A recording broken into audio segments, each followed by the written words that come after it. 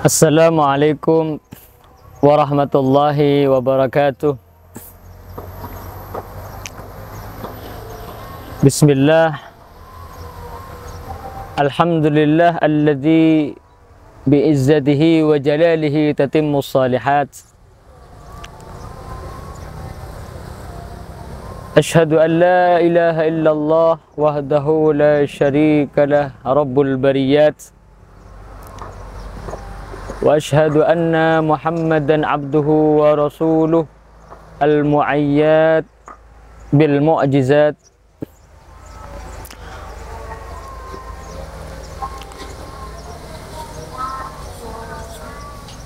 Wassalatu wassalamu ala sayyidina Muhammadin sayyidis sadat wa ala alihi wa sahbihi ulil qadri wal karamat wat tabi'in wa tabi'it tabi'in lahum bi ihsanin ma damatil ardi was samawat. Sahabat LDNU yang dirahmati Allah,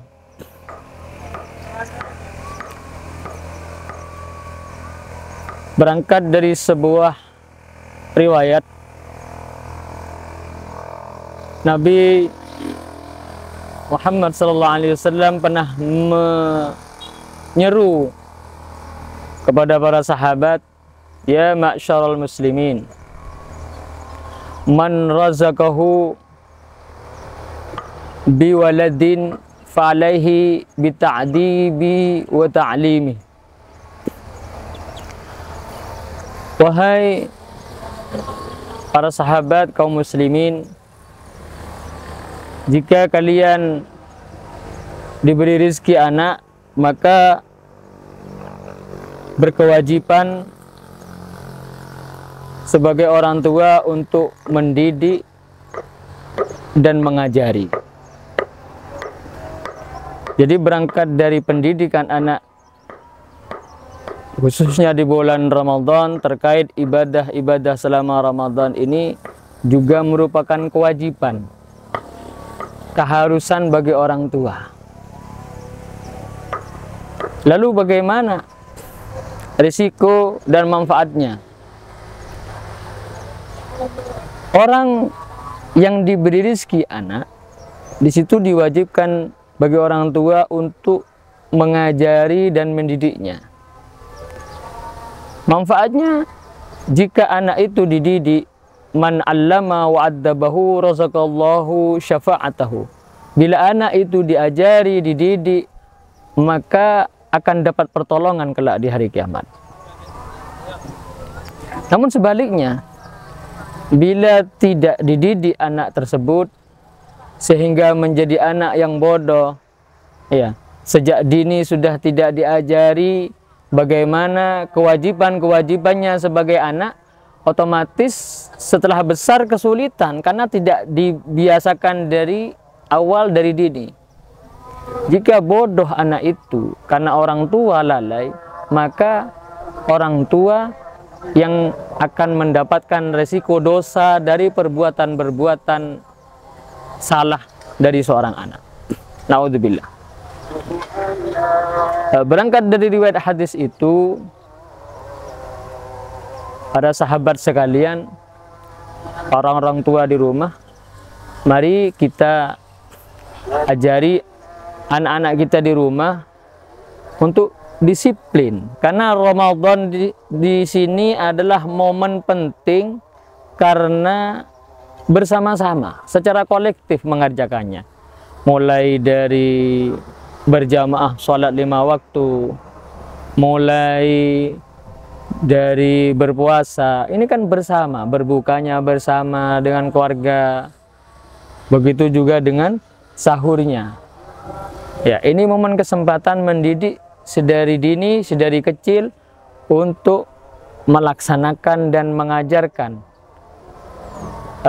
kewajiban-kewajiban anak-anak kita untuk melaksanakan kewajiban-kewajiban yang diwajibkan oleh syariat.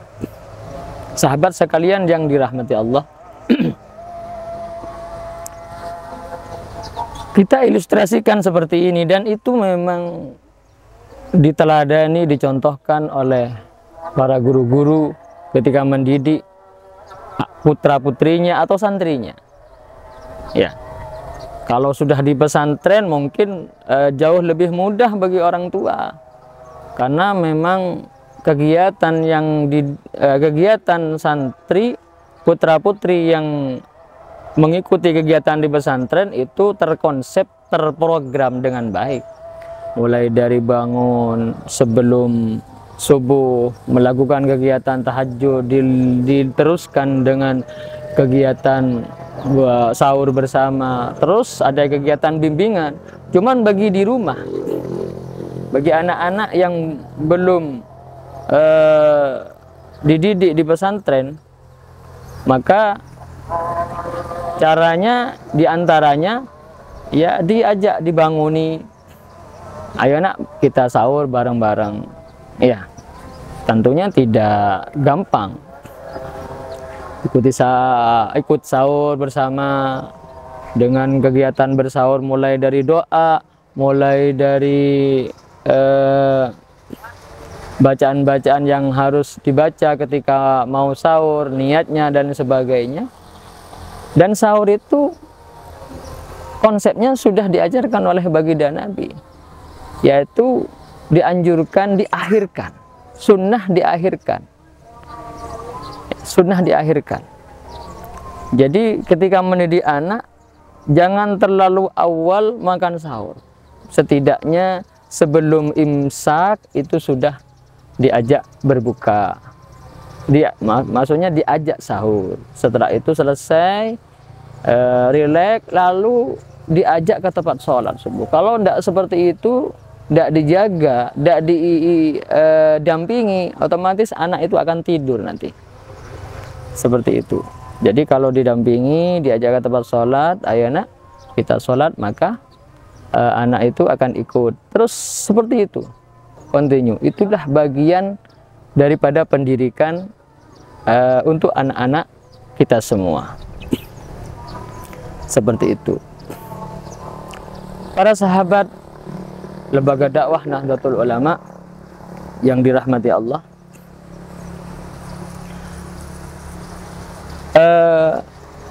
ada sebuah kisah bagaimana cucu baginda Nabi, yaitu Sayyidina Hasan dan Husain ketika masih kecil.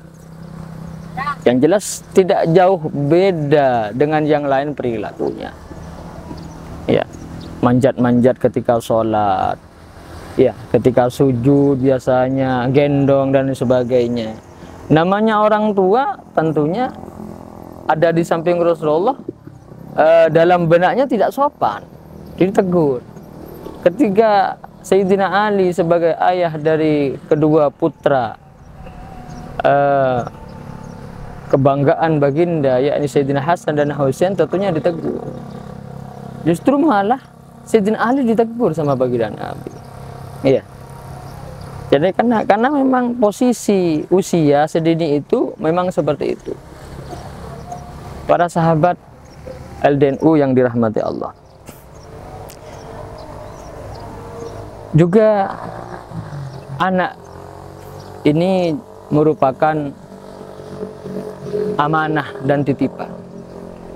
Jadi jangan disia-siakan rizki tersebut. Tadi sudah disampaikan itu hal yang wajib, maka dari itu semuanya harus dari awal dididik, diajari bagaimana melaksanakan kewajibannya yang telah ditentukan oleh syariat dengan sebaik-baiknya. Mulai sejak umur 6 tahun, 7 tahun, itu sudah kewajiban orang tua memulai mendidiknya, memberi pendidikan sesuai syariat. Ketika umur sudah 10 tahun, jangan sampai anak tersebut tidur dengan orang tua, dipisah. Seperti itu. Kalau zaman dulu ya tidur di langgar, seperti itu. Ya. Ini pendidikan secara umum, ya, karena memang seperti itu.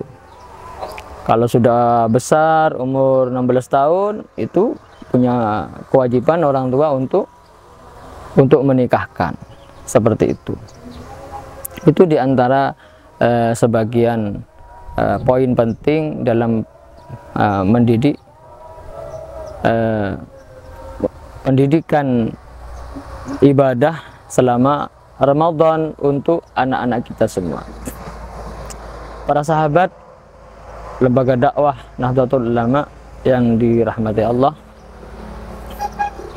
mungkin sekelumit ini yang bisa Al-Fakir sampaikan. Apabila ada kekurangan, kami mohon maaf yang sebesar-besarnya, dengan harapan besar mudah-mudahan amal ibadah kita selama Ramadan, baik berupa ibadah yang kita perjuangkan sendiri maupun ibadah yang berupa pendidikan dan pengajaran kepada anak kita, diterima oleh Allah, dan mudah-mudahan menjadi kebanggaan dan Nabi senang dengan itu semua, karena ikut membantu memberi pendidikan kepada umat baginda Nabi Muhammad sallallahu alaihi wasallam. Sekian, terima kasih. Wa'alafa minkum ihdinas siratal mustaqim. Assalamualaikum warahmatullahi wabarakatuh.